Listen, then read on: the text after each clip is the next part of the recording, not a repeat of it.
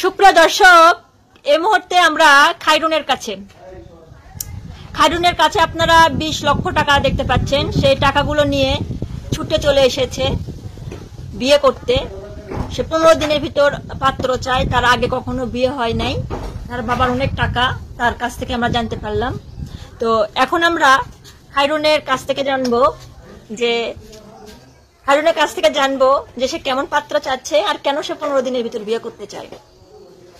খাইরুন, জি আপা, আপনি তো অনেকগুলো টাকা নিয়ে আসছেন এবং টাকা গুনতে গুনতে আপনার অবস্থা শেষ। হ্যাঁ, অবস্থাটা পেরেশান। আচ্ছা, আপনি বিয়ের পাত্র খুঁজতেছেন এবং 15 দিনের ভিতর পাত্র চান, তাই তো? হ্যাঁ, 15 দিনের ভিতরে পাত্র চাই, খুব তাড়াতাড়ি বিয়ে করতে চাই। 15 দিনের ভিতর বিয়ে করবেন কেন? কারণ আমার অনেক জায়গা জমি বাবার, আর আমার বাবা মা মারা গেছেন। তো আপনি 15 দিনের ভিতর বিয়ে করবেন কেন? আমি 15 দিনের ভিতর বিয়ে করবো এই জন্য, এই দেখেন কত টাকা, এইসব টাকা পয়সা আমি আর সামাল দিতে পারতেছি না আপা।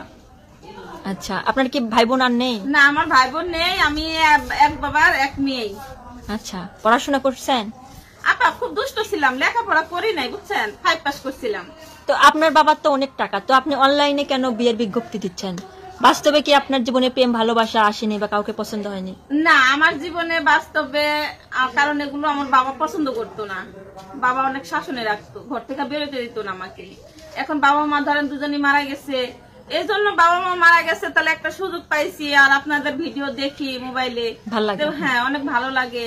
আপনাদের কাছে আসা মানে যে আপনাদের কাছে আসলে একজন ভালো মানুষের সন্ধান পাবো।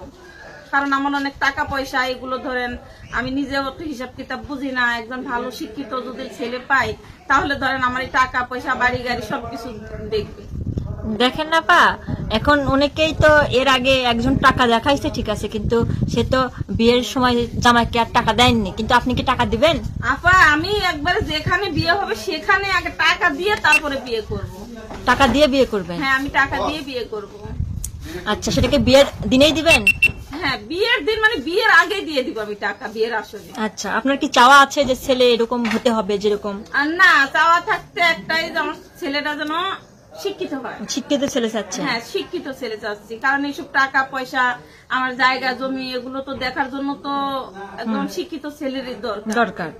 আচ্ছা, তো আপনি শুধু শিক্ষিত একটা ছেলে চাচ্ছেন? হ্যাঁ, শিক্ষিত ছেলে, ভালো মনের মানুষ, কালো হলে চলবে, সমস্যা নাই। আচ্ছা, কেমন বয়সের হতে হবে? কেমন 30 বছর 35 বছর এরকম বয়স হলো সমস্যা নেই। কম বয়সের সমস্যা আছে? না, কম বয়স হলো সমস্যা, কোনো সমস্যা নেই। সমস্যা নেই, ইসলাম শরীয়তে তো জায়েজ আছে। হ্যাঁ। এখন আপনার কথা যে আপনি একটা শিক্ষিত ভালো মনের মানুষ চাচ্ছেন, ঠিক আছে। তো খাইরুন, আপনার হচ্ছে যে আর তো কোনো ভাই বোন নেই বলছেন, যে আপনি আপনার বাবা মা আছে নাকি নাই?